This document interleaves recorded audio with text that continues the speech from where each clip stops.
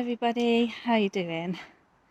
It's been a while again since I last spoke to you. Yeah, it's just busy because I've gone back to teaching, and this year I'm determined to spend time at home in the garden. I'll put some pictures up. There's a lot. I did mention on the last video that there's a lot of wood. There's wooden decking, there's wooden sheds, there's a wooden grooming room, there's the wooden cabin.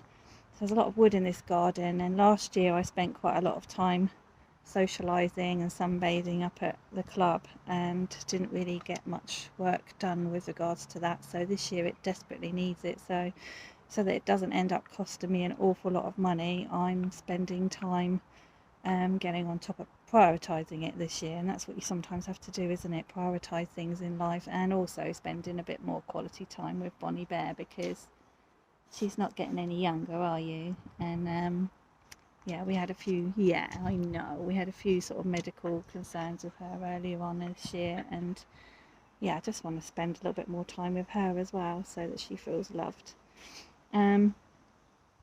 Beautiful blue sky today, as you can see in the background, and it's going to get quite hot again this week, sort of around 30 degrees. So what I'm trying to do is do a little bit of work early in the morning, so I'll actually come down, instead of scrolling on my phone, I come out into the garden. I'll also post some pictures, and this morning I literally sat on my bottom in the garden which is good because you're already soaking up the early morning vitamin D, and you're grounding, earthing, because you're sitting on the grass.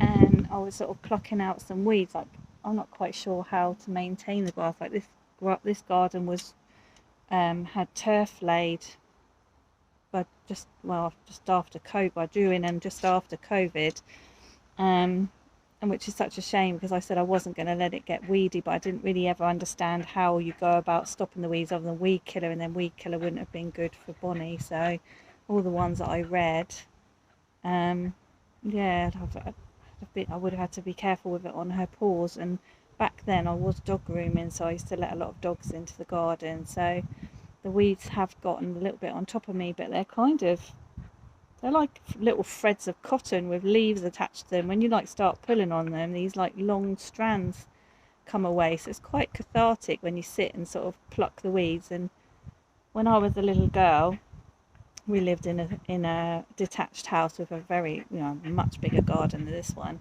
My dad used to pay me 50p a bucket to pluck out the weeds with a proper weed plucker, and I sort of got a little bit crafty and kind of puffed the weeds up in the bucket, and he knew that I'd done that, so he put his foot on it, and I wanted to cry then because he pushed them right down, and I'd got a lot more work to do to earn 50p.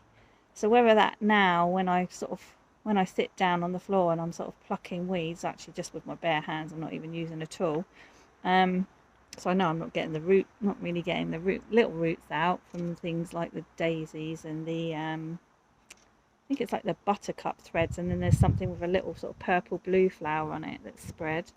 Those kind of come up on these threads. Like I say, I feel I'm pulling them through, this kind of wound through the grass, so I'm sort of pulling them. So yeah, I've been doing that, and I don't particularly get on that well with my neighbours. It's been an ongoing thing, and they reported me to Hampshire Highways, I think it's called, and I got this piece of paper through with pictures of this willow at the front of my garden. I'll post a picture. And I received the letter on the 24th of June, but I had actually trimmed it myself on the 14th of June. We just didn't have the weather. It was either pouring down with rain or we were in a heat wave. So I didn't get it done, but it was always my intention to get it done. I've lived here 14 years, and we must have had that tree 10 years. And I've trimmed it every year. They know I try to keep on top of the garden. But this year, sort of juggling work and commuting to work, because I don't teach local anymore. I'm kind of Chichester, Emsworth, and Eastleigh as of next week. I have quite a bit of a commute, so I don't knacker myself out during the day doing gardening and then go teaching in the evening. So I don't like gardening, but it's definitely not pruning hedges and trees. So yeah, I got up this morning and I've started with that. And last evening, I could have gone out. There was a social local, and I thought, do I go? Don't I go? Like, it's a good idea to get out and meet people, but I just had the energy to do a bit of painting of the decking, so I sat down with some music playing and got that done.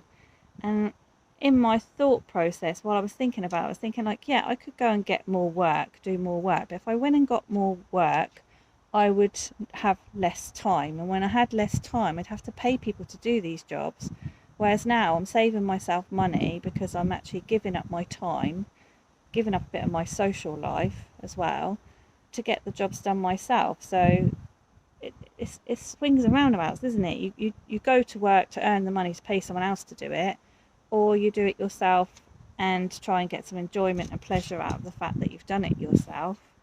Because you'd be no better off because you'd be paying the money out to people to do it for you anyway, because you'd be too tired. You just wouldn't have the time to get it done. People say to me, how do you keep on top of it all?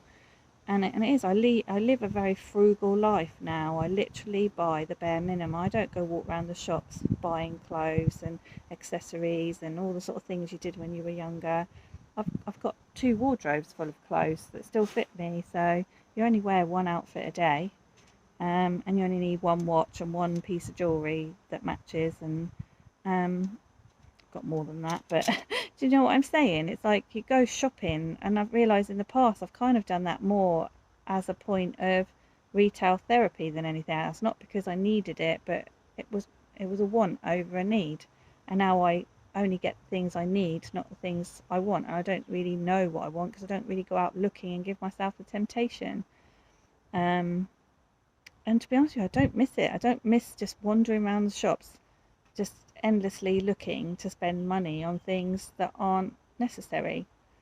Um, anyway, didn't mean to come on here and have a little whinge, but just thought I'd come and have a little chat with you, and I'll share some pictures of what I've been doing, and I'll show you some pictures of the garden as well. So it's looking really nice, and I'm very happy with it. So hope you have a lovely rest of your day. I think in Southsea there's a food festival today. I maybe wouldn't minded of going to that, but again, I don't know.